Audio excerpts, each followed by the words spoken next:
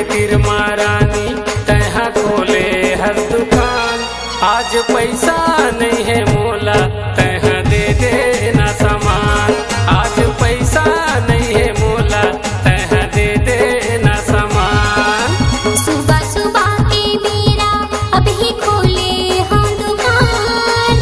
सुबह सुबह के बेरा अभी खोले हाँ दुकान। जिन्हें जाने नहीं हो तोला कैसे दे दूंगा सामान। जिन्हें जाने नहीं हो तोला कैसे दे दूंगा सामान।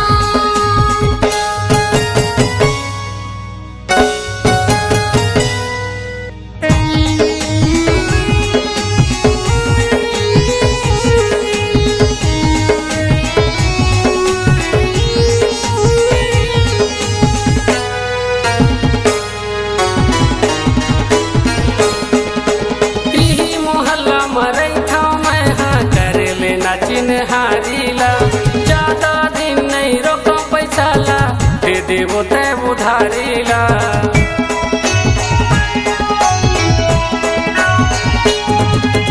इही मोहल्ला मरई था मैं हाँ कर लेना चिन्हारीला।